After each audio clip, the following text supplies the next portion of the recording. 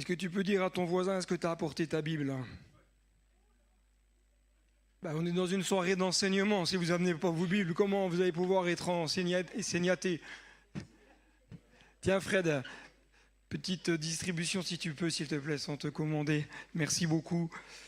Alors, on va continuer, on poursuit ensemble notre thématique qui est celle d'entrer pleinement dans le mandat divin, j'allais dire dans le royaume de Dieu, c'est la même chose, mais d'entrer pleinement dans le mandat divin. C'est notre troisième temps d'enseignement ensemble. Les deux premiers, on a fait une introduction à la guérison. Le deuxième, on a parlé de quoi le deuxième, pour savoir si vous étiez encore vivant le deuxième? Vous vous rappelez pas, hein? C'est pour ça que je vous ai demandé vos Bibles, parce que c'est un terreau surprise ce soir. En tout cas, on en a parlé, mais c'était pas le thème. Mais c'est bien, Jérôme, c'est bien. Je vois que tu suis bien sur ton épouse. Tu copies.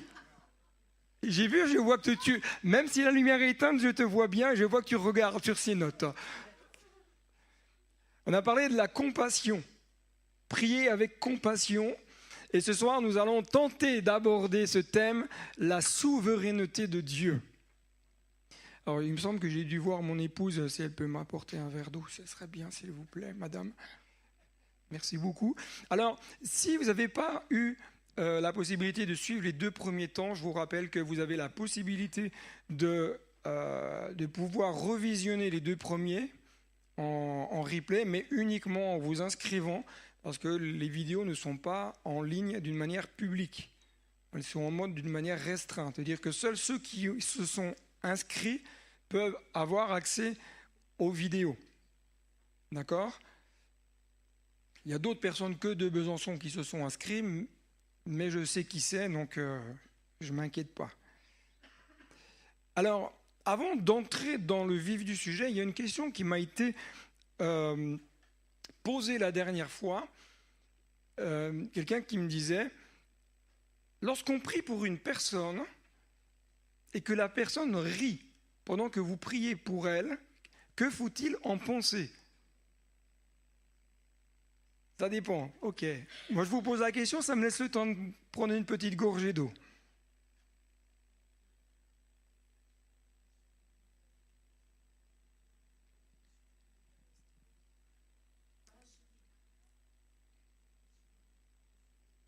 Ça peut être un beau sourire, comme quoi, pour te dire merci Chantal, tu pries très bien, merci beaucoup.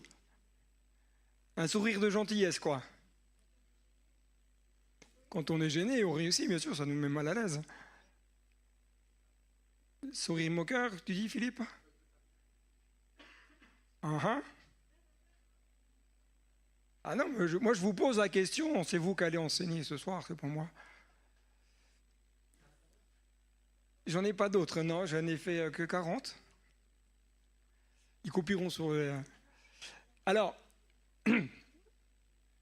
avant de répondre à la question qui est tout à fait intéressante, je voudrais juste attirer votre attention sur un point qui est pour moi très très important.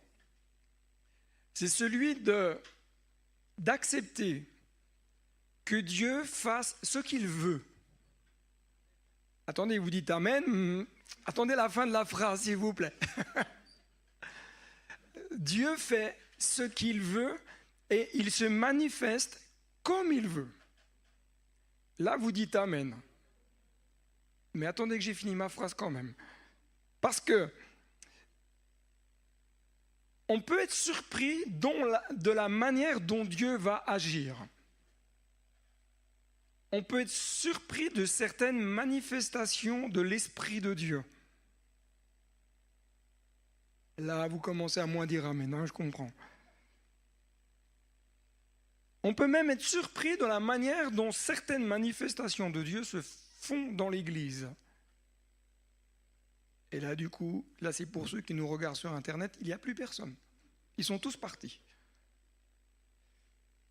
Bien souvent, je ne sais pas vous, bien souvent, nous en sommes venus à accepter le fait que Dieu fasse des choses un peu qui sortent de l'ordinaire parce qu'elles sont écrites dans la Bible.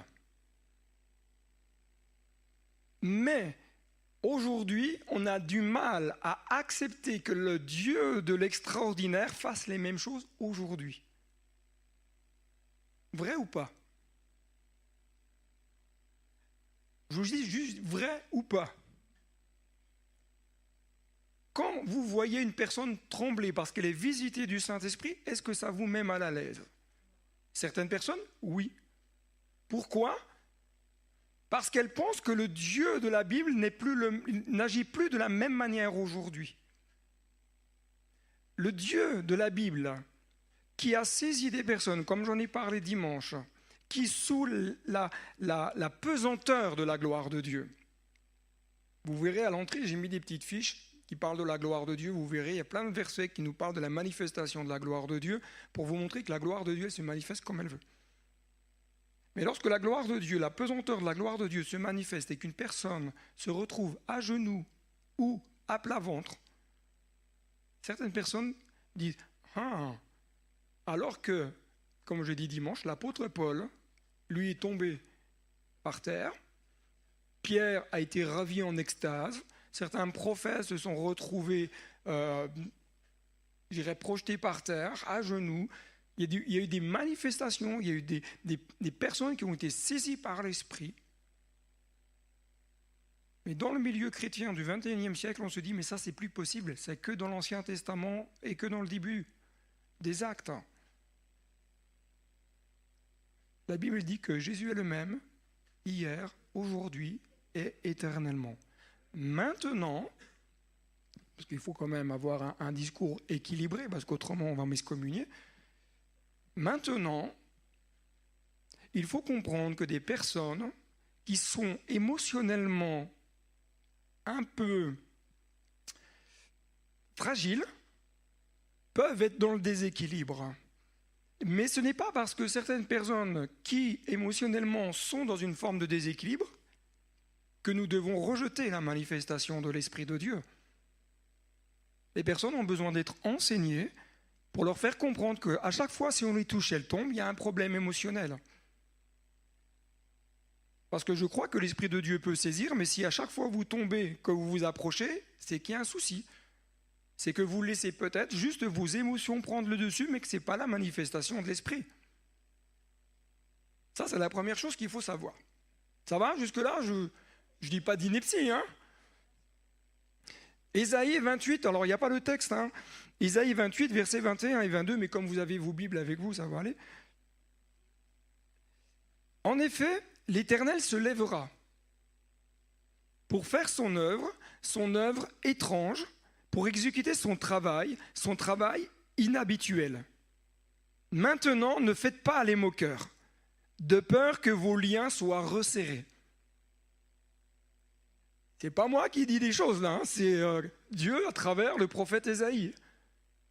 Il est quand même dit clairement que Dieu fera son œuvre, une œuvre étrange, et va exécuter son travail, et un travail inhabituel. N'oubliez pas que Dieu est esprit.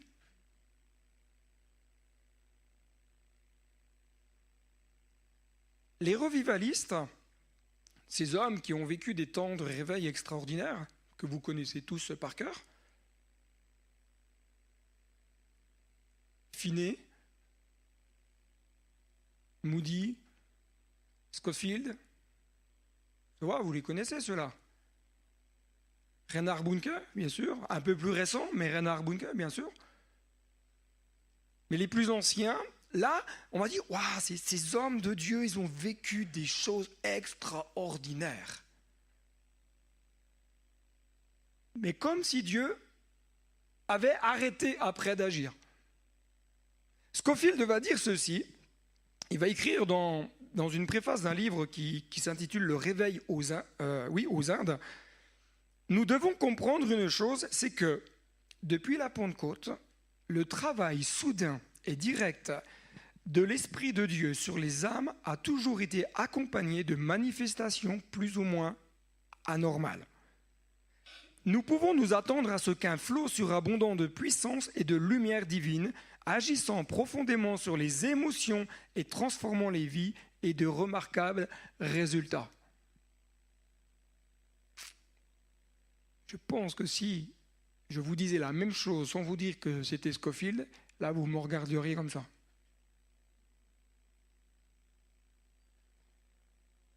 Michel d'Astier, de la Vigerie, a écrit « Il n'y a pas plus imperméable à la parole que ceux qui croient déjà la connaître. » Il n'y a pas plus imperméable à la parole que ceux qui croient déjà la connaître. C'est pour cela qu'au XXIe siècle, beaucoup de croyants et d'églises ne vivent plus une dimension rafraîchie du Saint-Esprit parce qu'ils pensent tout connaître. Dieu est infini. Vous ne connaîtrez jamais Dieu dans sa totalité, même au ciel. Parce que Dieu est infini. C'est-à-dire que si on arriverait à connaître Dieu tel qu'il est vraiment dans toute son immensité, il ne serait plus Dieu. Parce que Dieu est infini. Dieu n'a pas de limite. Nous, on a des limites. Toute l'éternité, on va découvrir des facettes de Dieu. Et déjà sur terre, Dieu nous permet, à travers une dimension profonde de l'esprit, de vivre des profondeurs de son cœur. Pour cela, nous devons avoir simplement cette humilité de dire « je ne sais pas tout, je ne comprends pas tout ». Je ne sais plus quel homme de Dieu, quel revivaliste, le jour où il y a eu des manifestations de l'esprit dans son église et que les chrétiens sont venus le voir en lui disant « Pasteur, est-ce que c'est normal? Est-ce que ce n'est pas démoniaque ?» Et il a répondu avec beaucoup de sagesse, il a dit « Je ne sais pas ». Il s'est bien gardé de faire ce que beaucoup de chrétiens font aujourd'hui, c'est-à-dire un grand raccourci, parce que ça sort de l'ordinaire. C'est pas spirituel, c'est démoniaque. C'est le New Age. Le New Age, il y a bon dos quand même. Hein, on lui fait dire de pas mal de choses quand même au New Age. Presque bientôt, on va leur dire que c'est les fabricants du Nutella.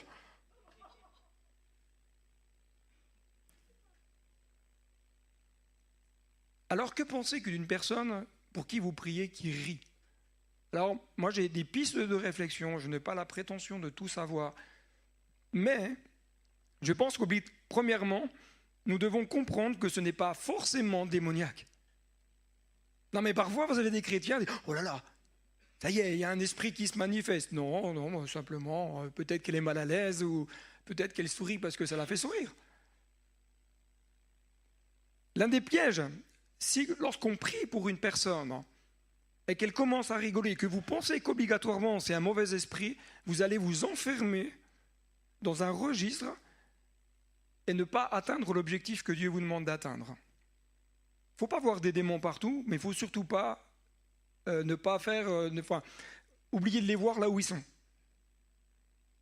Deuxièmement, cela peut être totalement de la moquerie. Si vous priez pour quelqu'un dans la rue, peut-être que la personne, parce qu'elle est entourée d'amis, elle va se moquer de vous. Mais qu'importe. On s'est bien moqué de Jésus. Hein. Vous n'êtes pas plus grand que Jésus, à ce que je sache. Mais ne vous laissez pas atteindre, ni par la moquerie, ni par toutes sortes de façons d'être. Troisièmement, le rire peut être démoniaque. Cela se peut. Mais comprenez bien, comment vous allez savoir si la personne pour qui vous priez, c'est un esprit qui l'anime ou pas? Tu vois? Discernement des esprits. Et le don prophétique. Plutôt parole de connaissance, non? Ouais. Lorsque vous priez pour une personne, et que vous voyez peut-être une forme d'agitation ou quelque chose qui vous semble, en tout cas, pas normal dans le sens que ça vous perturbe un peu, Prenez quelques instants et demandez au Saint-Esprit de venir vous parler, de dire, Saint-Esprit, qu'est-ce qui se passe là? Est-ce que c'est naturel? Est-ce que c'est d'ordre spirituel? Ou est-ce que c'est d'ordre spirituel mais du ciel? Moi, j'ai déjà prié pour des personnes qui se sont mis à rire. Ça m'a perturbé au début, parce que je me suis dit, oulala. Alors j'ai fait l'erreur de partir dans le truc, de dire, ah, il y a forcément un esprit là. Alors du coup, t'as beau chasser tous les esprits que tu veux, hein. Sauf que par manque de discernement, eh ben, on peut faire du mal à la personne pour qui on prie.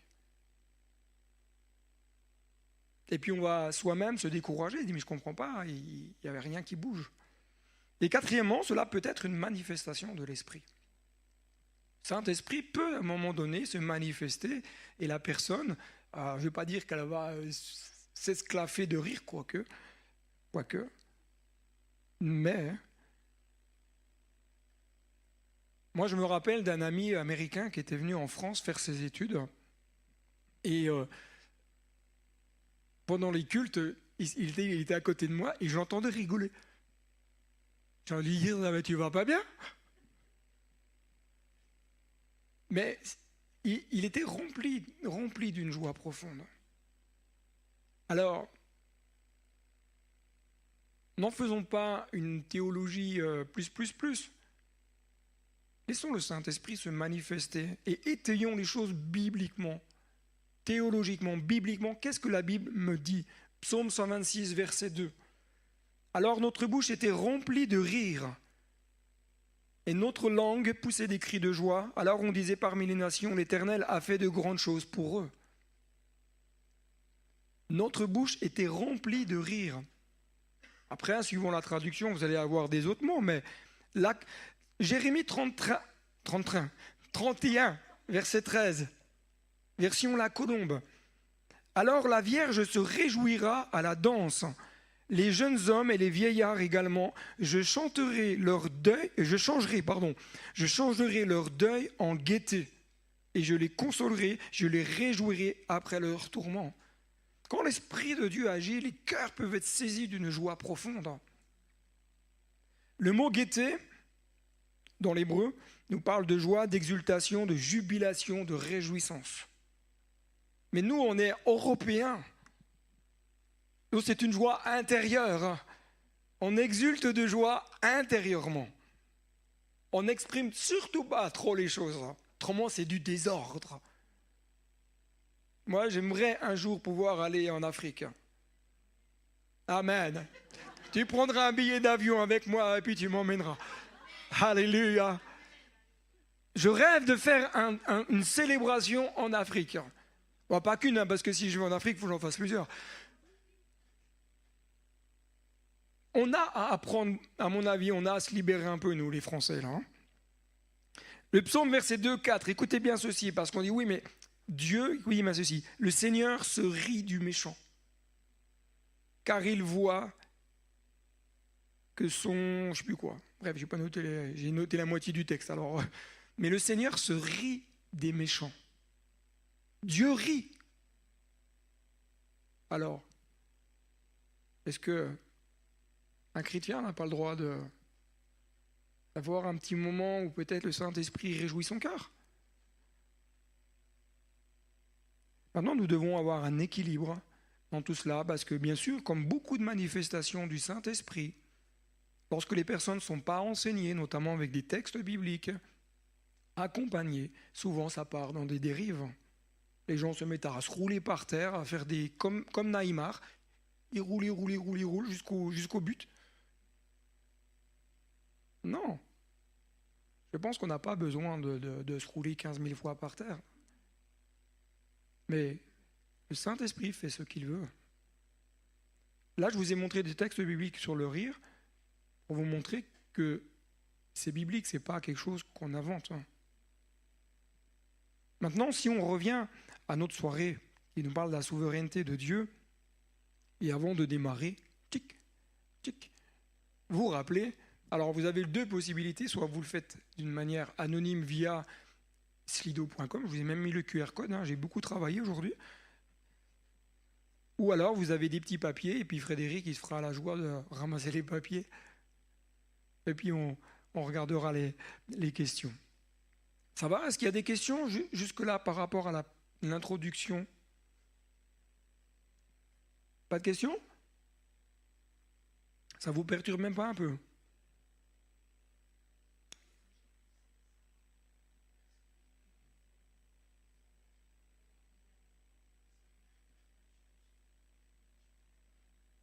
Mais est-ce que c'est un sourire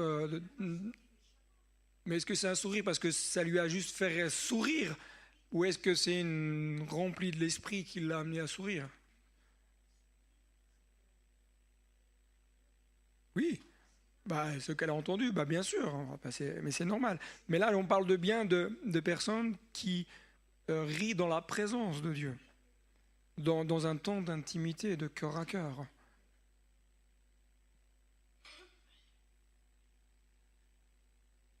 Alors, ça va? Vous avez eu le temps de noter? Le code, il marche pas? Bah, alléluia quand même, hein? Alors, 167, 89, 62. 167, 89, 62. Alors, c'est celui du bas qui ne marche pas. Désolé. Alors, je vous le rappelle. Je vous rappelle que ce n'est pas moi qui ai fait le code. Hein. QQ Z ZV S5. Il en manquait une lettre. QQZVS5. Ça va? C'est bon? Ok. Et vous pourrez partager vos témoignages de ce que Dieu fait par le biais de l'adresse mail que vous avez à l'écran. Alors la dernière fois, nous avons évoqué de prier avec compassion pour les malades. Parce que l'objectif, c'est quoi?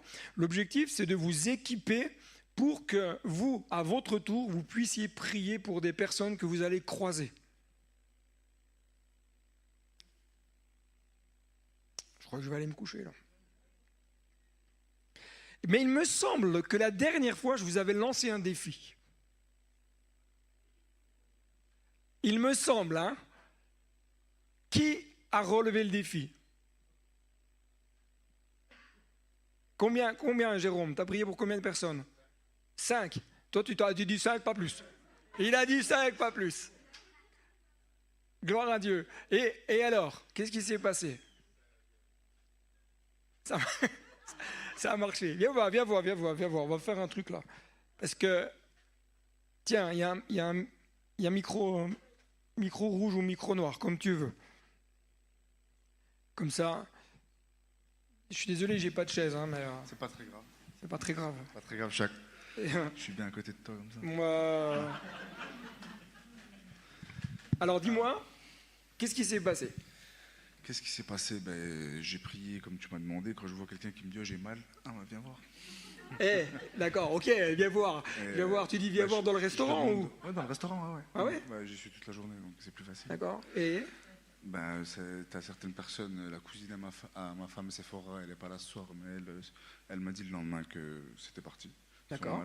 Qu'elle avait mal, elle avait mal au dos, au bas du dos, c'est parti. Gloire à Dieu.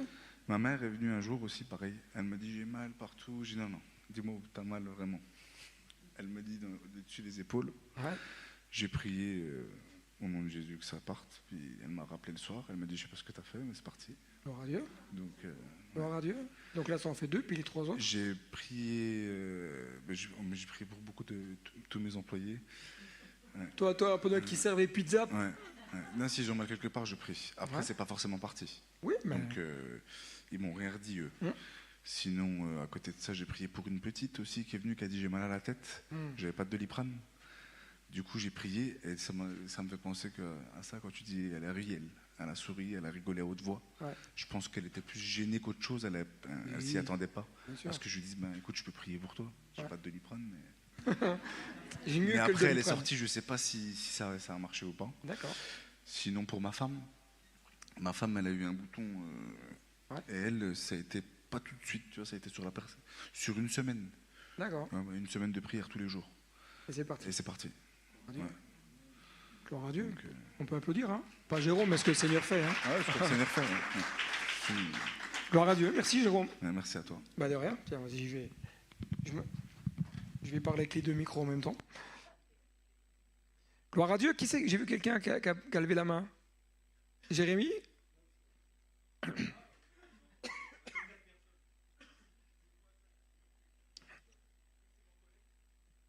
Vas-y. Viens, Elie, viens, parce que on n'entend pas.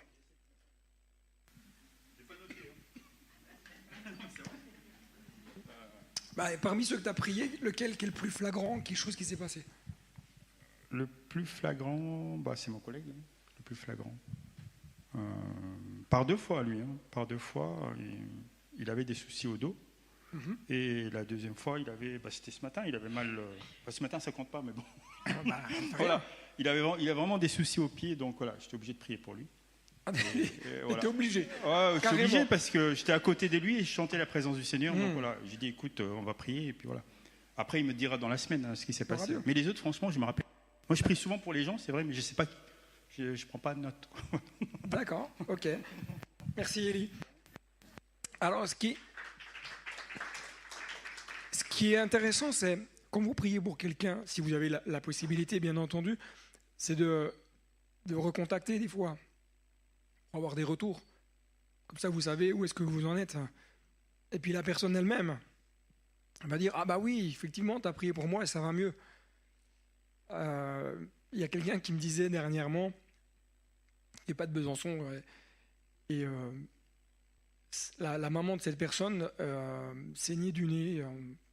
Voilà, et puis il y avait vraiment une crainte cardiaque et tout, c'était un peu compliqué. La personne m'envoie un message, elle me dit écoute, ma maman saignait du nez, j'ai prié pour elle sans qu'elle sache, le saignement s'est arrêté, est-ce que c'est Dieu qui a agi? Alors, non, mais je l'ai encouragé, je dis écoute, Dieu il n'est pas limité, même si tu n'as pas prévenu ta maman, le timing est trop parfait pour dire ah bah coup de bol. Sinon, Dieu agit. Dieu agit. Et cette personne elle-même et moi a un souci de santé et du coup ça l'encourage. Ça l'encourage à prier aussi pour elle. La compassion de Dieu. Alors, je ne sais plus où c'est que j'en suis avec mes affaires là. On a abordé que dans la prière, et d'ailleurs Jérôme en fait un peu mention, que parfois on peut prier pour des personnes et ça peut poser quelques difficultés parce que on n'a pas forcément le retour tout de suite, parce que les personnes, des fois, on ne les recroise pas, elles oublient. Parfois, la guérison n'est pas instantanée, parfois elle l'est, parfois... Et ça fait partie des mystères. Parfois, les personnes ne guérissent pas. Ça, le 100% guérison, moi, je ne peux pas vous l'enseigner, ce serait juste pas juste, du coup. Mais parfois, il y a des choses qui peuvent nous mettre à mal. La réaction des personnes, le fait que les personnes ne vous en reparlent pas, le fait de voir quelqu'un être guéri et puis retomber malade. Ça amène des fois de toutes sortes de questionnements. Mais c'est pour cela qu'il est important d'avoir ces temps d'enseignement parce que, écoutez bien ceci, une bonne théologie révèle la bonté de Dieu tandis que l'ennemi cherche à nous en donner une fausse image. Si nous avons une mauvaise théologie de l'intervention de Dieu, je vais dire intervention parce que on pourrait mettre l'emphase uniquement sur la guérison, mais on pourrait avoir une mauvaise théologie sur la manière que Dieu veut agir et sur ce qu'il veut faire. Et parce qu'on a une mauvaise théologie, l'ennemi va s'en servir pour que vous puissiez avoir une fausse image de Dieu. Là, je vous ai vraiment perdu. Jésus, ému de compassion, étendit la main, le toucha et dit « Je le veux, sois pur ».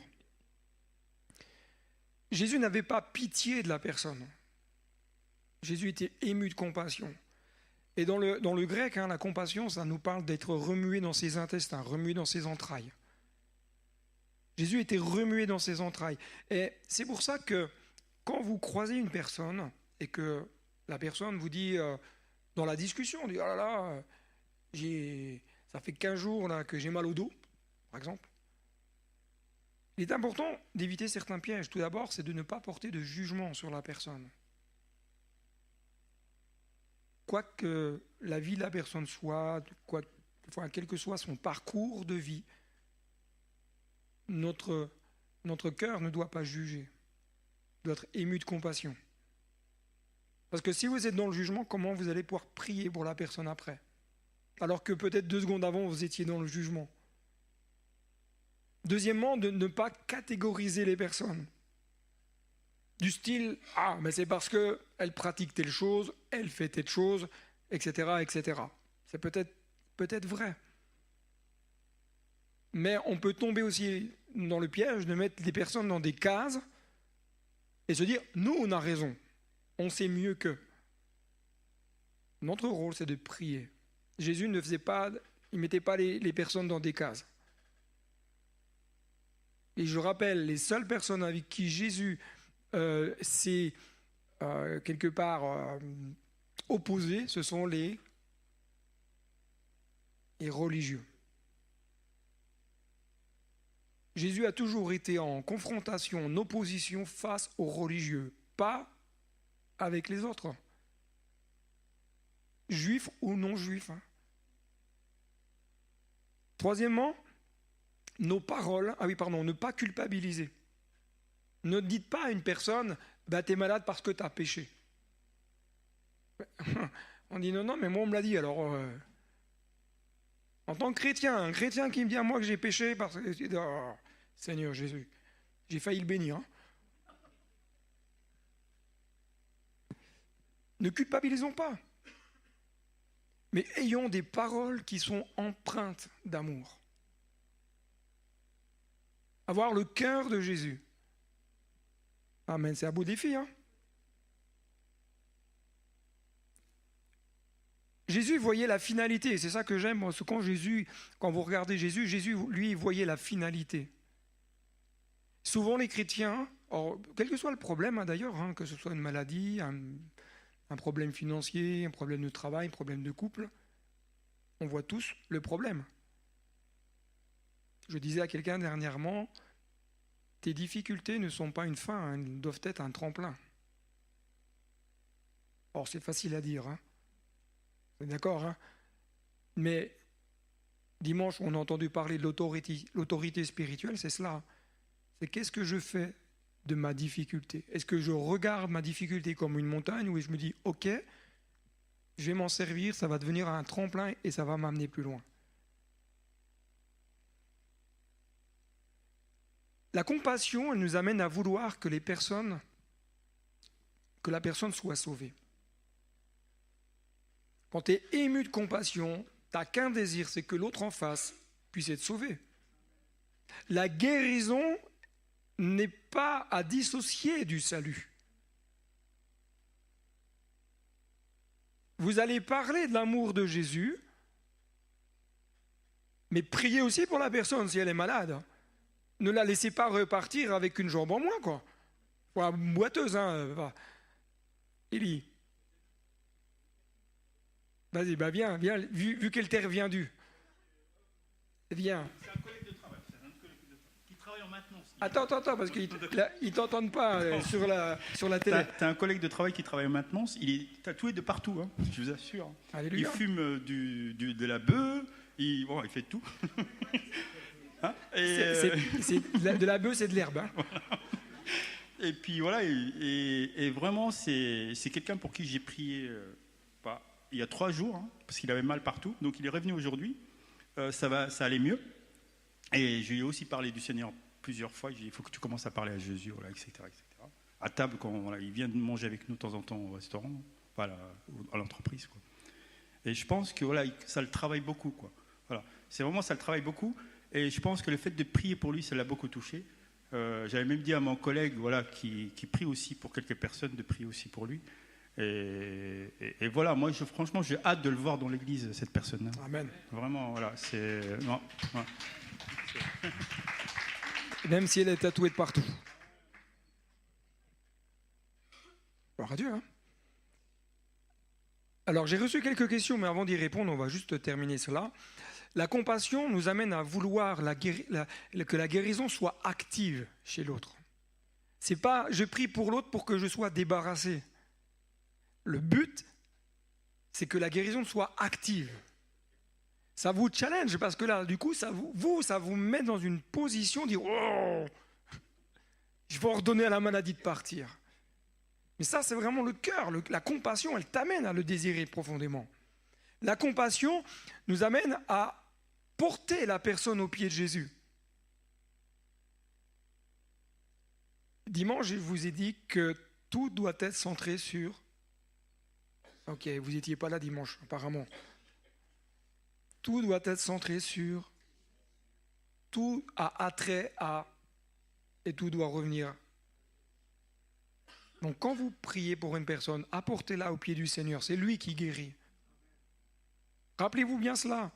Vous avez une délégation du ciel, mais c'est lui qui guérit. Hein. C'est pas vous.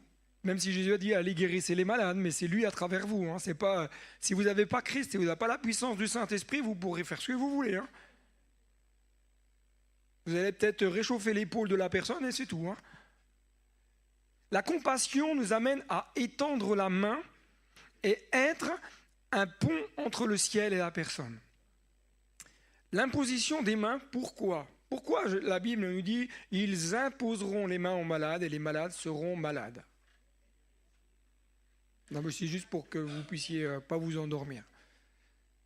Parce qu'il y a une transmission entre le ciel et la personne. Alors Dieu peut très bien faire sans, parce qu'il est Dieu, mais dans certains cas, c'est comme ça que Dieu va le faire. Et vous devenez à ce moment-là le pont entre le ciel et la personne. D'où ce qui est important, c'est que vous soyez connectés au ciel. Même si la personne en face, elle n'a pas la foi, si vous êtes connecté au ciel, il se passe des choses. Pourquoi quand vous priez pour des personnes qui sont sans Jésus, et pourtant, Jésus fait grâce ? Parce que vous êtes le moyen de Jésus de démontrer aux autres qu'il les aime. Mais ça nous amène dans une grande responsabilité. Soyez saints, comme moi je suis saint. Et là, je sais que vous êtes en train de dire, pasteur, pourquoi tu as sorti ce verset ? Moi-même, je ne sais pas. La compassion nous amène à prier avec foi pour celui qui en a peu. Ne dites pas à quelqu'un, ah là là, mais tu n'as pas assez la foi. C'est quoi ne pas avoir assez la foi ? Ça veut dire quoi exactement ? Sur quoi vous allez vous baser pour mesurer que la personne n'a pas assez de foi ? Puisque Jésus a dit, si vous aviez de la foi comme un grain de sénévé, même avec ça, vous pourriez déplacer une montagne. Alors ça voudrait dire que la personne, elle a une foi encore plus petite qu'un grain de sénévé ? Dites plutôt à la personne, si tu n'as pas la foi, t'inquiète pas, moi je l'ai pour toi. Puis rappelez-lui ce verset. C'est un tout petit grain de sénévé. Jésus fera la différence. Alors, avant de continuer sur notre thème de la soirée, sur le fait que Dieu soit souverain, alors j'ai des questions, alors j'essaie de comprendre les questions. Enfin, je pense qu'on va avoir à peu près bien compris. Si je n'ai pas bien compris, la personne me réécrira. Elles sont un peu liées. Il y a 3 questions, mais elles sont un peu liées tous ensemble. Est-ce qu'il est possible de prier sans que le Seigneur nous a appelés à le faire ? Est-ce qu'il est possible de prier pour quelqu'un, imaginons dans la rue, sans que Dieu nous ait demandé de le faire ? Mais j'aimerais te dire qu'il faut relire Matthieu 10. Et Jésus a dit, mais allez, guérissez les malades. Donc, il n'y a pas un mandat, entre guillemets, spécifique. Tout disciple est appelé à prier pour les personnes. Alors, je sais que je ne fais pas l'unanimité dans le milieu chrétien. Ça, je m'en doute bien. Je le sais. Mais alléluia quand même. Non, mais il y en a qui disent amen, mais ce n'est pas eux qui sont là. Mais alléluia quand même. Là, t'es avec moi, voilà. Si toi, t'es avec moi, c'est bon. Parce que, vous savez, beaucoup de ministères, ils ont peur que les chrétiens commencent à prier pour les gens et qu'il se passe des choses. Mais moi, ce que je veux, c'est que les gens soient sauvés. plus vous prierez pour des personnes, plus le royaume de Dieu se répandra, plus la ville de Besançon entendra dire « Oh, mais il y a un Dieu qui guérit là !» Moi aussi, je veux goûter, moi aussi, je veux découvrir. Et gloire à Dieu, qui se lève des hommes et des femmes qui osent, qui soient des ambassadeurs et des ambassadrices dans ce monde. Alors oui, on est toutes et tous appelés à prier pour ceux qui sont touchés dans leur santé. Maintenant, comment le faire ? Qu'est-ce qu'il faut faire ? Qu'est-ce qu'il ne faut pas faire ? L'approche, et ça c'est un autre débat. C'est un autre débat et c'est un peu l'objectif de ces temps, mais vous comprendrez que on ne peut pas tout aborder en une seule fois. La position des mains est-elle nécessaire dans le cas d'une prière de délivrance ou de maladie ? Alors, c'est deux choses. Est-ce que la maladie, elle est liée à un esprit ou est-ce qu'elle ne l'est pas ? Bibliquement, si je m'en tiens vraiment qu'au texte, j'ai jamais vu Jésus imposer les mains à un démoniaque. Jamais. Jésus a toujours parlé avec autorité, mais jamais il est dit que Jésus imposa les mains à un démoniaque. Maintenant, une personne le fasse, voilà, il n'y a pas de texte qui dit qu'il ne faut pas le faire non plus. Mais moi, je veux regarder ce que Jésus a fait. Jésus dit qu'il parle avec autorité. Et là, c'est pareil. La question est, est-ce que, en tant que disciple de Jésus, si on n'est pas dans le ministère pastoral, apôtre ou autre, est-ce qu'on a le droit de chasser des démons ? Ben oui. Parce que Jésus va dire, allez, faites de toutes les nations des disciples. D'accord ? Ils poseront les mains, ils chasseraient les démons, etc., etc. Donc, mais par contre, c'est comme l'imposition des mains. Il y a des choses à faire et des choses à ne pas faire. C'est pas une question, on s'improvise pas exorciste, entre guillemets. On ne fait pas n'importe quoi, parce que là, on va attaquer une sphère spirituelle. Et si on n'est pas aguerri, si on ne sait pas ce qui se passe dans la sphère spirituelle, on va repartir comme les fils de Séva en caleçon de bain. Puis surtout, ça fait mal. Moi, j'ai un jeune sur Reims que j'aime beaucoup. C'était un jeune que j'ai suivi en préparation baptême. Et quand je l'ai suivi en préparation baptême, il avait 16 ans. Lui, il allait évangéliser dans la rue, prier pour les gens. 16 ans. C'était embrasé pour Dieu. Et je l'ai revu la semaine dernière, pas la semaine dernière, la semaine d'avant. J'étais content qu'il était là. Il a grandi. Il a grandi un peu en maturité aussi. Il a encore du chemin. Mais je ne sais pas s'il y en a qui suivent sur les réseaux sociaux, Zetoun. Lui, il lui ressemble un peu physiquement. Alors j'ai dit, toi, t'es le Zetoun de Reims, toi. C'est un évangéliste. Moi, je l'encourage parce que je veux qu'il garde ce feu. Mais on a besoin d'être enseigné pour bien exercer ce à quoi Dieu nous appelle. Est-ce qu'il y a un transfert d'esprit à la personne qui prie ? C'est-à-dire que quand je prie pour une personne, est-ce que l'esprit peut rentrer en moi ? Non. Tu as le Saint-Esprit en toi, il ne peut pas y avoir de cohabitation. Te retrouver malmené, oppressé, affligé, ça c'est un autre débat. Les attaques spirituelles, oui, ça peut arriver. Mais tu ne peux pas être possédé, ça c'est pas possible. C'est pas possible. Tu es enfant de Dieu, tu n'as aucune crainte. Ça va jusque-là ? Je vais garder la 4e question sous le coude, on va poursuivre sur la souveraineté de Dieu. Si vous avez des questions, n'hésitez pas sur papier. Si vous avez un papier, appelez Frédéric qui se fera une joie de venir ramasser et de répondre aux questions, parce que moi du coup, je ne vais pas tout faire. Je garde la question 4 et la question 5, je n'avais pas vu qu'il y en avait une 5e. Car à Dieu sont les boucliers de la terre, il est souverainement élevé. Dieu est souverainement élevé. La souveraineté, souverainement, c'est quoi ? C'est que Dieu est puissant, est fort. Il y a de l'abondance, il y a un haut degré. comprenez bien, la souveraineté de Dieu, ce n'est pas comme vous la pensez. Nous, on a une image du souverain terrestre. Et souvent, on fait une forme de rapprochement. J'ai écrit un article dernièrement, je crois que je voulais en faire un podcast. J'ai dit, ce que l'on voit impacte notre lecture biblique. Je vais vous expliquer. Il y en a qui ont déjà vu les 10 commandements avec Yul Brynner. Qui c'est qui a déjà vu les 10 commandements avec Yul Brynner? Ouais? Qui l'a vu plusieurs fois? Bande de pécheurs. Est-ce que, après avoir vu ce film, quand vous relisiez l'Exode, est-ce que vous ne voyez pas des flashs? Ne levez pas la main parce qu'après, là, vous allez dire, oh là, il faut que je me repente. Mais dans les 10 commandements, le film, tout n'est pas biblique. Hein. Tout n'est pas biblique. Il y a plein de choses qui ne sont même pas bibliques du tout.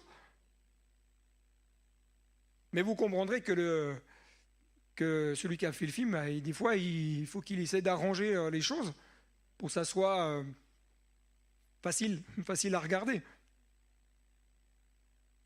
De la même manière, hein, les choses qu'on a connues dans ce monde peuvent impacter notre lecture. Et on peut avoir une compréhension de la souveraineté de Dieu qui est fausse. D'où l'importance d'en parler, parce que lorsqu'on parle d'un Dieu souverain, en tant que croyant, parfois on a l'impression qu'on parle d'un Dieu qui est tellement là-haut. Dieu créateur de l'univers, donc il est à l'autre bout de l'extrémité de l'univers. Et puis on est tellement insignifiant qu'il ne se préoccupe pas trop de nous, que nos problèmes, ah ouais mais tu sais, il y a pire que moi. Ça même les chrétiens des fois le disent, ah mais il y a pire que moi. Ah c'est pas si grave. Mais vous savez qu'à partir du moment où on parle comme ça, c'est qu'on accepte ce qu'on est en train de vivre. Hein. Et tu te bloques spirituellement, physiquement, par ce que tu dis. Il me semble qu'il y a un pasteur, il n'y a pas très longtemps, il en a parlé, hein, pour ceux qui étaient là dimanche. Les croyants vont souvent évoquer la souveraineté de Dieu lorsqu'ils prient pour eux-mêmes, pour une autre personne. Et j'ai l'impression que parfois, on parle de la souveraineté de Dieu ou on l'évoque dans notre prière parce qu'on ne voit rien se passer, dire « Ah, Seigneur, dans ta souveraineté, agis ». Mais dans notre tête, c'est « Seigneur, tu es tellement loin que vraiment, si tu pouvais faire quelque chose éventuellement… » Puis après, on va dire aux personnes « Mais tu sais, hein, des fois la réponse, elle tarde un peu, mais elle va arriver. » Non, ça parle aussi, ça. Hein. Écoutez bien ceci. Il y en a qui disent parfois ceci. J'ai prié, je suis encore malade, mon problème est encore là. Oh, tu sais, Dieu est souverain. Non, ça vous correspond.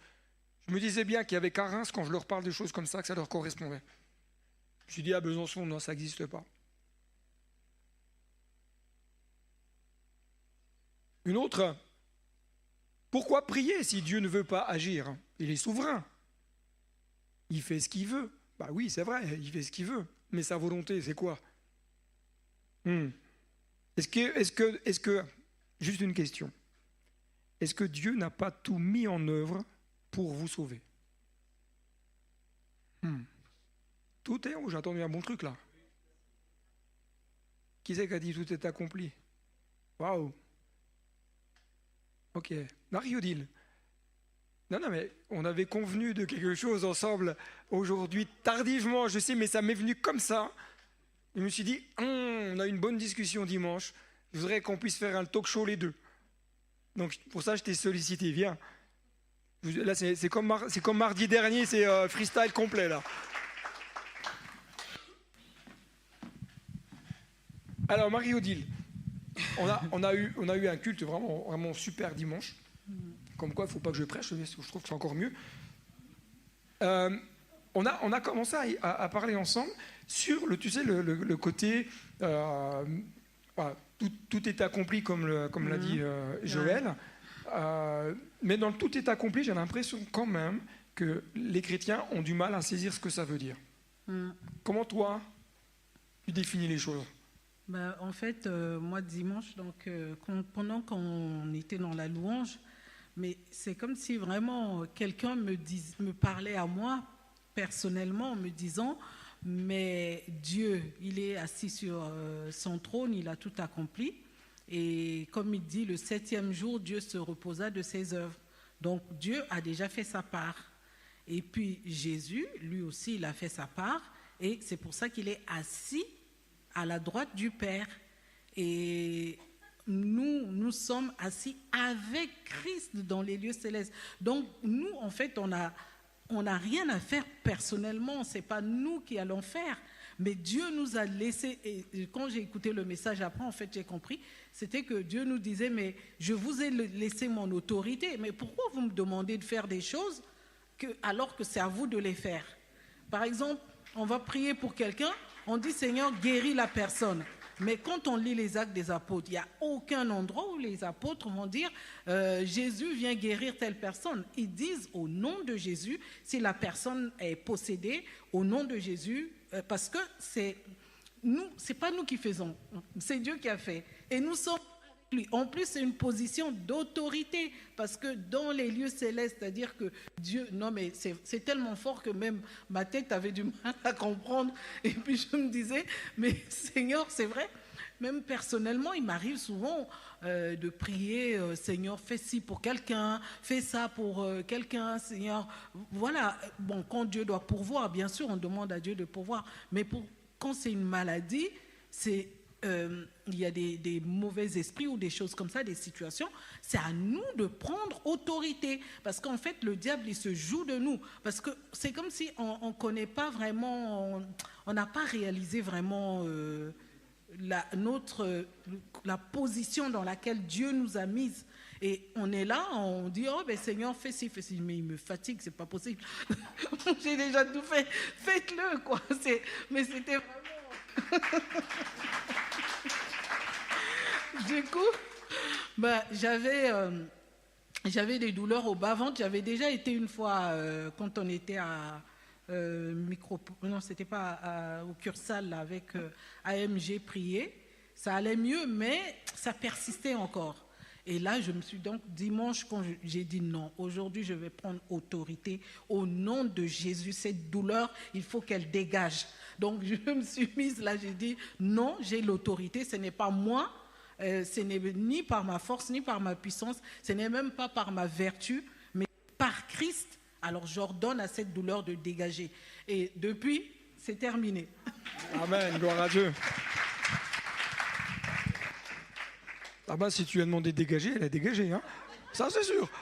Alléluia. Attends. Ah ben, allez, viens. On est en freestyle, allez. De toute façon, on a dit qu'on terminait à minuit aujourd'hui. Donc, Bon, moi, c'est un peu plus personnel, du coup, mais viens vers moi, parce que non, mais tu es tellement beau qu'il faut que tu sois dans le champ de la caméra. Non, moi c'est plus personnel, mais c'était par rapport aussi à l'autorité de ce qu'on a vécu dimanche. Moi, j'avais ce que tu as ressenti là, je l'avais vécu déjà il y a un bon moment en arrière. Et moi, j'ai fait l'inverse. Et j'aimerais partager, parce que c'est ce qu'on discutait dimanche quand je suis parti, sur le fait, en fait, d'avoir acquis l'autorité, d'avoir compris ça, et d'un coup d'avoir laissé l'ennemi en fait emmener les pensées. Emmener les pensées de doute, emmener les pensées de peur, emmener la fatigue, emmener... Et au bout d'un moment, en fait, j'ai pu faire ça, d'exercer l'autorité. Et dimanche, du coup, je venais ici, j'étais fatigué, j'étais pas bien, c'était dur d'être là. Et restaurer, vivifier dans ce moment qu'on a vécu. Et juste, Dieu m'a mis cette pensée de me dire, mais tu l'as compris, alors ressaisis juste, en fait, tu as déjà, il faut juste proclamer, et ma bouche, en fait. Et là, d'un coup, j'ai pris conscience de tout ce que j'avais dit, toutes les paroles négatives, le fatalisme, tout ce qui était comme ça, en fait, que je faisais pas depuis très longtemps. Et dimanche, là c'est plus perso, mais ma femme elle part, la petite elle était désagréable, il n'y avait rien qu'à aller, c'était une catastrophe. Alléluia quand même. Ah ouais, non mais elle m'appelle les enfants, elle m'appelle, rentre vite, du coup c'est pour ça que je suis parti, elle me rentre vite parce que je vais péter une durite. Et là en fait je suis dans la voiture et là je dis Seigneur, moi je suis trop fatigué, je ne peux pas gérer ça là tout de suite, donc je vais juste déclarer. Et en fait, c'est l'expérience que j'ai vécue, c'est l'autorité. Je suis dans la voiture, j'ai 30 minutes de route, 30 minutes de lier les puissances et de dire ok, la division dans le foyer, niet, tu t'en vas, tu es lié, tu t'en vas dans le nom de Jésus. La colère, tu t'en vas. L'animosité, tu t'en vas. Et en fait, on a passé une après-midi. Une belle après-midi. Et il était temps que ça arrive. Donc, c'est juste pour faire ce lien avec l'autorité et le fait que dans le foyer aussi, il y a tout ce qui est maladie, mais il y a aussi tout ce qui est spirituel et la sphère occulte, elle est puissante. Et ben, on prend cher. Donc, c'est là où je vais juste dire la dernière phrase, prions les uns pour les autres, c'est hyper important.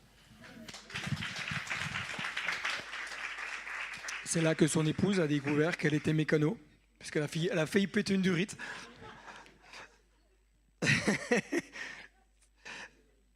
Alors, psaume 115, notre Dieu est au ciel et il fait tout ce qu'il veut. À ne pas prendre dans le sens, ah ben Dieu guérit pas, il fait ce qu'il veut. Dieu délivre pas, il fait ce qu'il veut. Dieu ne pourvoit pas, il fait ce qu'il veut. Non, il fait tout ce qu'il veut. C'est-à-dire que rien ne peut empêcher Dieu d'agir. Personne ne peut s'opposer à ce que Dieu agisse. Ok, d'accord. Là, je me suis dit, wow, il va avoir un élan de spiritualité, les frères et sœurs. Je suis tout de suite à toi, Dominique. J'ai vu Chantal. Je suis tout de suite à toi. Ensuite, il y a une fête juive et Jésus va à Jérusalem. À Jérusalem, près de la porte des moutons, se trouve une piscine avec 5 rangées de colonnes. En hébreu, on l'appelle Betzata ou Bethesda, comme vous voulez. Sous ces colonnes, beaucoup de malades sont couchés, des aveugles, des boiteux, des paralysés. Et parmi eux, il y a un homme malade depuis 38 ans. Jésus voit qu'il est couché et il apprend que cet homme est malade depuis déjà longtemps. Il lui demande, c'est toujours une question qui m'interpelle, est-ce que tu veux être guéri? Est-ce que tu veux que je te guérisse?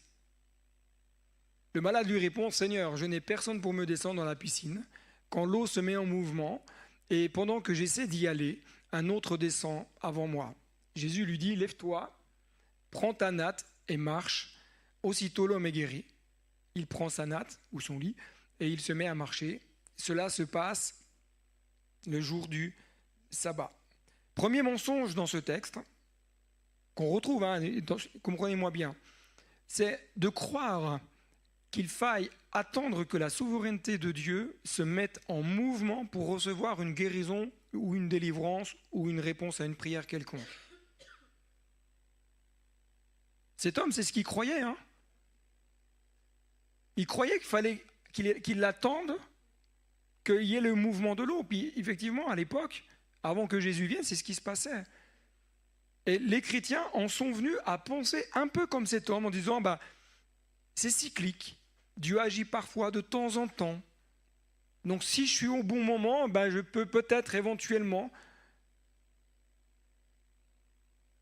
Ça, c'est un premier raisonnement que vous devez impérativement écarter de votre vie.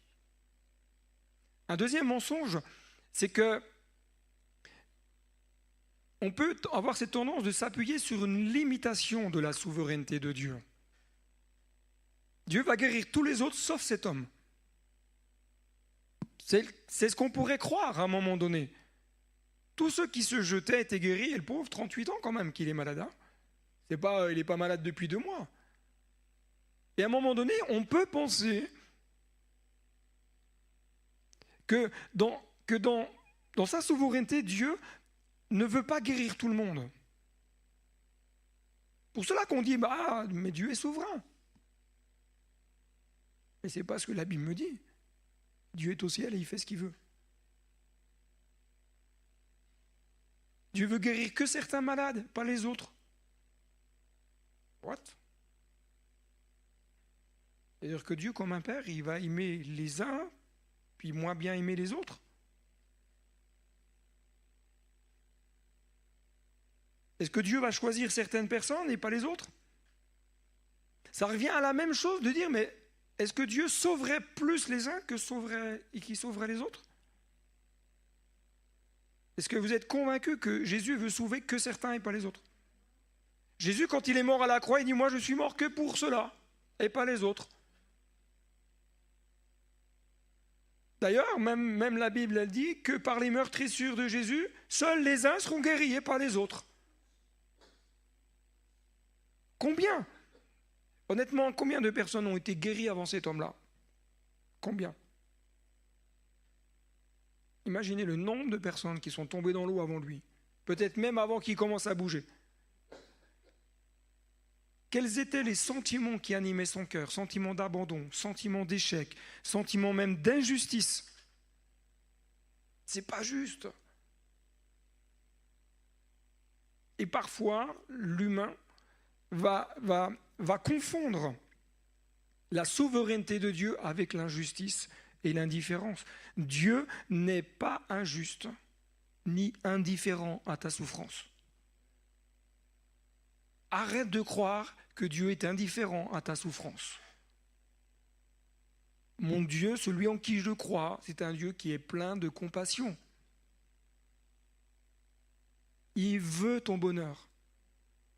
Il veut te voir heureux, heureuse. Moi, j'ai peur, là.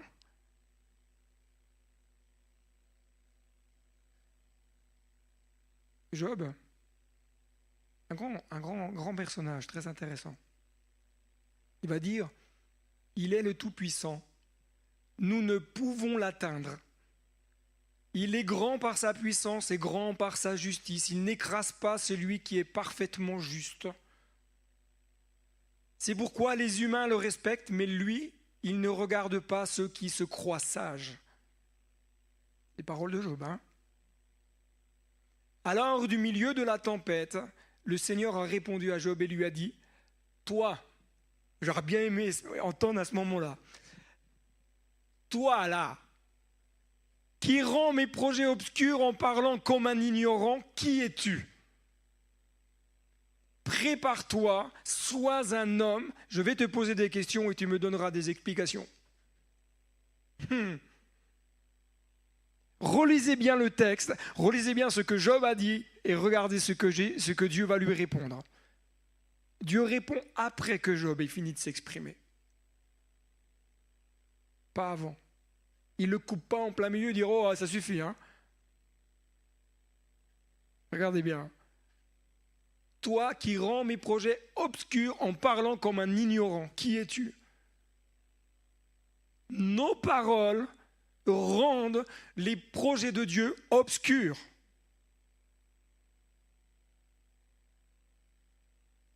Et souvent par un manque de connaissance, et d'ailleurs la Bible dit que par manque de connaissance, le peuple, par manque de compréhension du cœur de Dieu, de la vision de Dieu, on dit des choses, ça obscurcit le plan de Dieu. Puis après on va dire, oh je comprends pas, Dieu répond pas. Arrête de dire n'importe quoi. Commence à regarder ce que les Saintes Écritures ont laissé pour être enseignées. Et commence à avoir le langage du ciel. Ça c'est bon, hein? Commence à avoir le langage du ciel et non pas le langage de ce monde. Ça ne veut pas dire que tu n'as plus le droit de te plaindre. Si, nous les gars, on aime bien se plaindre. Surtout quand on est malade. Non mais c'est vrai les frères, avouez quand même. Avouez que vous vous plaignez plus que votre épouse. Hein. Vous demanderez à la mienne, vous allez voir. Mais arrête d'avoir le langage de ce monde. Arrête de dire que Dieu est limité. Arrête de dire oui mais peut-être. Arrête de dire oui mais Dieu a d'autres problèmes à gérer. C'est faux. Ne rends pas les projets de Dieu obscurs pour toi. Tant que tu déclareras des choses négatives dans ta vie, il ne t'arrivera que des choses négatives dans ta vie. Je ne parle pas de positivisme et d'attitude positive, ça n'a rien à voir. C'est une déclaration. Comme l'a dit Marie-Odile, c'est déclarer quel est ton positionnement en Jésus. Si tu n'arrêtes pas de déclarer que tu es un moins que rien, tu seras un moins que rien. Mais si tu déclares que tu es le Fils de Dieu, que tu es assis avec Christ dans les lieux célestes, que tu es dans une position d'autorité, que tu es le Fils du roi des rois, que tu es un fils d'adoption, tu verras que les choses vont commencer à bouger. Ton langage va déterminer ton futur. Et quand tu pries pour quelqu'un, ton langage va déterminer le futur de la personne. Si tu commences à prier pour quelqu'un et dire « Oh Seigneur, s'il te plaît, peut-être, éventuellement », tandis que si tu dis à la maladie, comme l'a dit Marie-Odile, dégage, ça dégage. Non mais c'est vrai.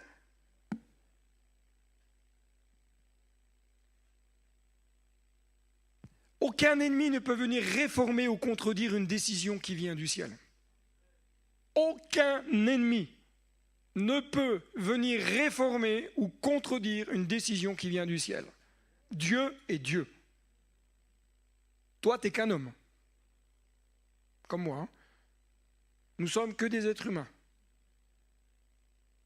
Le prophète Ésaïe va dire, écoutez bien, parce qu'il prononce quand même des paroles quelques centaines d'années avant que Jésus vienne. Mais déjà, à ce moment-là, il va déclarer des choses importantes. Vous connaissez ce texte qu'on prend souvent à la période de fête de Noël, les enfants le chantent, etc., etc. Il parle de Jésus en disant, mais on l'appelle du nom de conseiller étonnant. Dieu héros, Père éternel, prince de paix, étendre la souveraineté, accorder une paix sans fin au trône de David et à son royaume, l'affermir et le soutenir par l'équité et par la justice, dès maintenant et pour toujours. Voilà ce que fera la passion jalouse du Seigneur, Yahweh.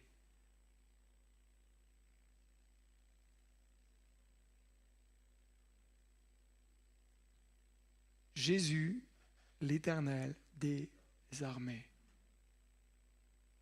Alors avant de te plaindre ce soir, tu te rappelles que tu as un sauveur qui est un conseiller étonnant, qui est Dieu héros, Père éternel, prince de paix. Et Yahweh des armées. Ça va? L'infirmité dit, c'est impossible. La souveraineté de Dieu redonne le mouvement. L'infirmité dit, c'est impossible. J'ai tel problème, c'est impossible. Les médecins me l'ont dit, c'est impossible. Oui.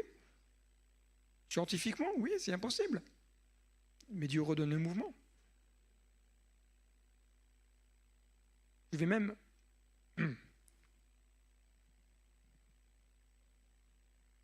Alléluia. Dieu est capable de déboucher des artères bouchées. Impossible.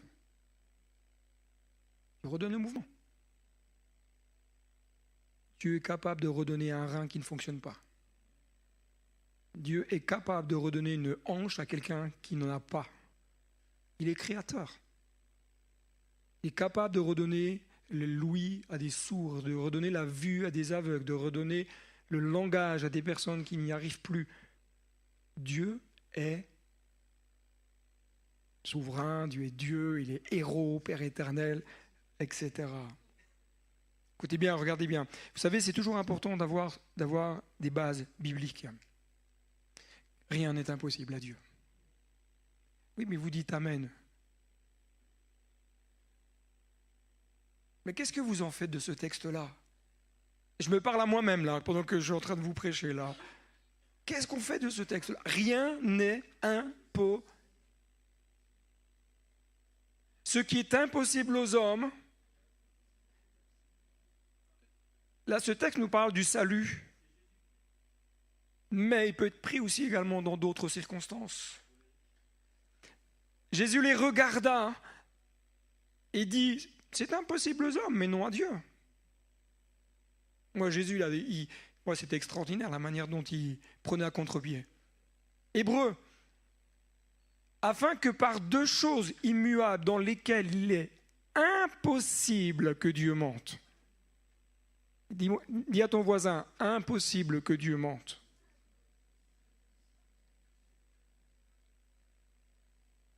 Nous trouvions un puissant encouragement, nous dont le seul refuge a été de saisir l'espérance qui nous était proposée. Le psaume 68, Dieu est pour nous le Dieu des délivrances, et l'Éternel, le Seigneur, peut nous garantir de la mort. Alors si Jésus revient dans 200 ans, je pense qu'on sera déjà tous aussi là-haut au ciel, hein. On ne parle pas de la mort physique, hein. D'accord? Non mais ne vous méprenez pas. On ne parle pas que vous allez vivre de 150 000 ans là. Hein. Daniel, voici notre Dieu que nous servons peu quoi? De la fournaise ardente, il peut Et ils vont dire une chose, il nous délivrera. Je vous le dis en vérité, dira Jésus, si vous aviez de la foi comme un grain de sénévé, vous diriez à cette montagne, transporte-toi d'ici là. Elle se transporterait. Rien, ça c'est fort ça. Qu'est-ce que dit là Jésus à la fin? Rien, à qui rien ne serait impossible? À toi, pas à Dieu, à toi. Rien ne te serait impossible. Oui, il y a le conditionnel si, mais même si tu avais la foi comme un grain de sénévé, rien ne te serait impossible. Donc je pense que tu as quand même de la foi au moins comme un grain de sénévé. Il faut juste apprendre à exercer la foi. Ça ne veut pas dire qu'il faut l'exercer d'une manière inconsidérée, c'est pas ça que le texte dit. Mais dans certaines choses, quand tu sens que le Saint-Esprit te dit c'est comme ça qu'il faut faire, fais-le. Parce que derrière, le miracle va s'accomplir. Je vais terminer là-dessus, parce que je n'aurai pas le temps de tout voir. La médecine pose des diagnostics terrifiants. La souveraineté de Dieu redonne l'espoir et la vie. La médecine pose des diagnostics terrifiants, puis ça c'est vrai. La souveraineté de Dieu redonne l'espoir et la vie. Gardez bien ceci à l'esprit. Dieu est au contrôle. Sa volonté n'a pas été de vous voir souffrir. Il a envoyé Jésus, premièrement pour vous sauver de la boue, du péché dans laquelle nous étions, mais aussi pour nous apporter la guérison émotionnelle et physique. Rappelez-vous ce que Jésus a dit dans le temple, dans l'évangile de Luc, enfin c'est Luc qui le rapporte, que Jésus a été oint par onction pour annoncer une bonne nouvelle aux pauvres, pour guérir le cœur brisé, pour renvoyer libres les captifs, pour délivrer ceux qui sont dans l'oppression et pour vous publier une année de grâce. Il m'en manque un, mais Jésus est venu pour. Maintenant, vous avez le choix de vivre sans ou de vivre avec. C'est à vous de choisir. Élisée, est-ce que tu peux me mettre le fond musical? J'espère que ça va être... J'aimerais juste qu'on prenne quelques minutes de prière.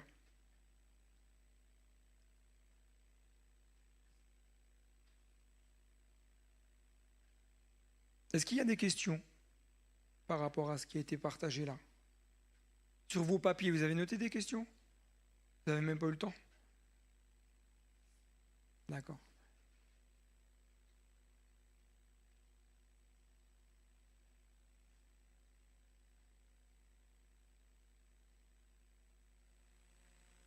Alors je réponds en même temps à quelqu'un qui pose la question, faut-il avoir une vie de jeûne et prière pour chasser certaines catégories de démons? Je dirais attention au jeûne extrême. Parce que quand vous lisez la Bible dit que le jeûne auquel Dieu prend plaisir, c'est tout d'abord un esprit contrit et humilié. Certains vont jeûner tous les jours, mais ça ne changera rien dans leur vie, mais parce que s'il fallait jeûner tous les jours pour que tout soit solutionné, on n'arrêterait pas de jeûner. Maintenant, il y a des maladies, il y a des temps où le Saint-Esprit va nous dire là, il faut que tu mettes un temps à part. Et le jeûne, c'est pas pour obtenir quelque chose, c'est pour se connecter à Dieu. Je jeûne pas en vue d'obtenir, parce qu'autrement ça voudrait dire que c'est ton mérite. Tu jeûnes parce que tu veux chercher le cœur de Dieu. Tu jeûnes pour chercher la face de Dieu. Tu jeûnes pour te consacrer, pour te mettre du temps. Tu peux jeûner de la télévision. Tu peux jeûner d'Internet, tu peux jeûner des réseaux sociaux, tu peux jeûner de la viande, tu peux jeûner que des légumes, tu manges que de la viande. Ça c'est pour moi.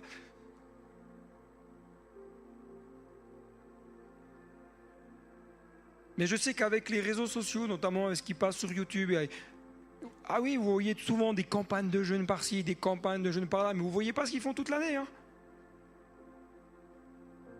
Qu'on ait du temps dans l'intimité. Je ne dis pas qu'il ne faut pas jeûner, mais faites selon ce que le Saint-Esprit mettra dans votre cœur. Moi, en général, le mardi, c'est le jour où je jeûne. Ce matin, j'ai dû aller faire un examen médical. Je me suis acheté des croissants. J'ai déjeuné au croissant. J'ai oublié que mon épouse était là, zut.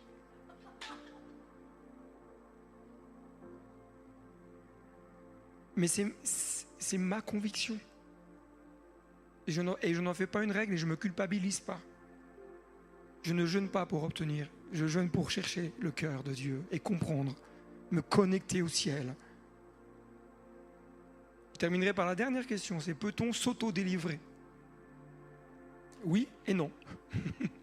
Oui et non. Il y a des choses, oui, et il y a des fois, bah non. Et des fois, on a besoin d'une autorité spirituelle. Après, ça dépend qu'est-ce qu'on entend auto-délivrer. Parce que quelqu'un qui est possédé, il ne s'auto-délivre pas tout seul. Mais par contre, quand tu as un esprit d'affliction, oui, tu peux ordonner aux esprits de partir, bien sûr. Mais je reviens avec ce que je disais tout à l'heure. Ce sont des domaines où il faut prendre avec beaucoup de précautions. Mais on aura le temps d'avoir des temps d'enseignement sur le combat spirituel et on va aborder toutes ces choses-là. T'avais une question ? Non ? T'as répondu. C'est papa, est-ce qu'on peut aller au McDo ? Non, c'est pas ça.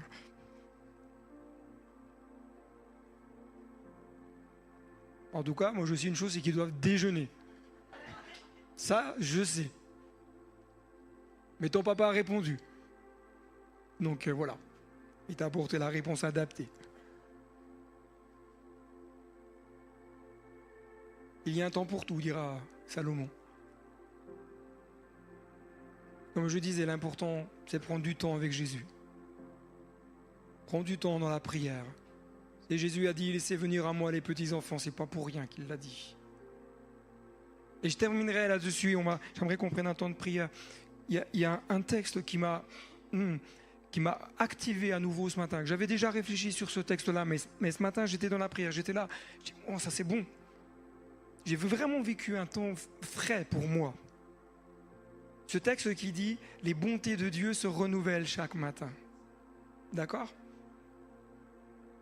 Mais je ne sais pas si vous allez avoir la même peut-être approche que moi sur ce texte-là. J'en fais pas une théologie, c'est juste une compréhension comme je ressens les choses. Je me dis, mais parfois quand on lit ça, on a l'impression que la bonté de Dieu, à un moment donné, elle s'épuise. Puis elle se renouvelle chaque matin. Après, ce que dire, en fin de compte, dans l'identité de Dieu, il n'y a pas de plénitude puisqu'elle se renouvelle chaque matin. Le Saint-Esprit m'a déposé quelque chose sur le cœur, je dis waouh! Les bontés de Dieu se renouvellent chaque matin parce que c'est toi qui vas dans la présence de Dieu. Et là, les bontés se renouvellent. Il y a l'abondance. C'est parce que tu vas prendre du temps que les bontés de Dieu vont se renouveler dans ta vie. Dieu, il n'est pas limité, il n'y a pas de moins, de plus. Il est tout. Et il est tout le temps. Mais pour nous, êtres humains, nous avons besoin de revenir chaque matin auprès de Dieu pour que ses bontés se renouvellent en nous. Pour qu'il y ait une fraîcheur spirituelle en nous. Il y a un renouveau, un ressourcement. Moins tu passeras de temps dans la prière avec Dieu, moins les bontés de Dieu se renouvellent. Et plus tu essayes de vivre avec tes acquis, ton intelligence, et moins tu comprends le ciel. Mais plus tu passes du temps avec Dieu, plus tu te diras, je ne peux pas faire sans. Est-ce qu'on peut terminer juste ces quelques instants dans la prière ensemble? Tu peux à peine augmenter le fond musical, s'il te plaît. En prendre juste un temps, en dire Seigneur, ta souveraineté veut se manifester encore ce soir. Seigneur mon Dieu, tes bontés, on n'est peut-être pas le matin, Seigneur, mais tes bontés se renouvellent. À chaque moment que nous nous approchons de toi, tes bontés se renouvellent. Ton amour se renouvelle. Ta compassion en nous se renouvelle. Seigneur, je prie pour que mes frères et sœurs vivent ces temps de renouvellement, de ressourcement, qu'ils vivent ces temps de rafraîchissement. Seigneur, que ta parole soit imprimée dans leur cœur et que chaque frère, chaque sœur puisse vivre une dimension du ciel rafraîchie. Étends ta main, élève ta voix, commence à demander ce qui est sur ton cœur. Demande au Seigneur ce qui est sur ton cœur. Demande à ce que le ciel vienne encore davantage te toucher, t'aider à mieux comprendre, t'aider à mieux saisir, t'aider à mieux réaliser. Que ton esprit soit éclairé par l'Esprit de Dieu. Que ton esprit soit illuminé par le Saint-Esprit. Alléluia Jésus, glorifie-toi Seigneur. Je te bénis Jésus. Je te bénis Jésus. Ta faveur descend maintenant Jésus.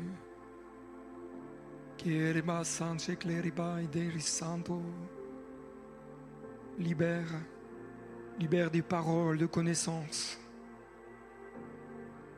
Libère des paroles de sagesse. Libère ta puissance. Que l'exercice des dons de puissance puisse se faire au milieu de nous. Libère dans le nom de Jésus. Étends ta main, Seigneur.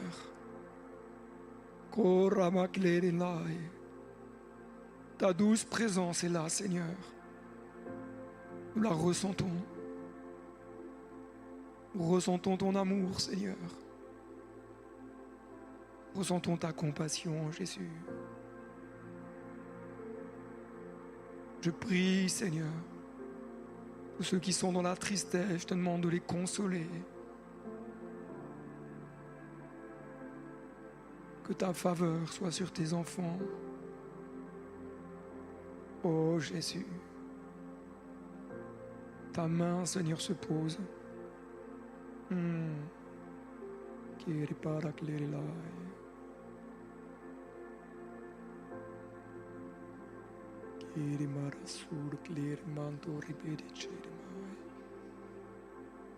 Oui, Jésus.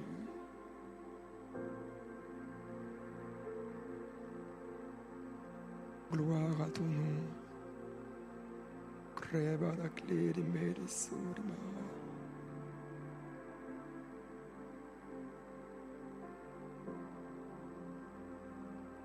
Kiri marasentindere.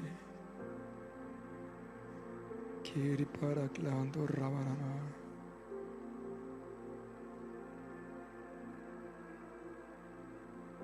Étends ta main, Jésus. Kiri barasir klando ribarala. Kiri baba baba. Kiri mata rabarabari. Cederi mabara sere clerila.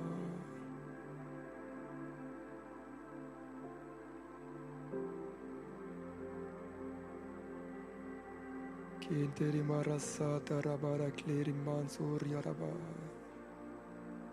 Oh Jésus, étends ta main. Active, Seigneur.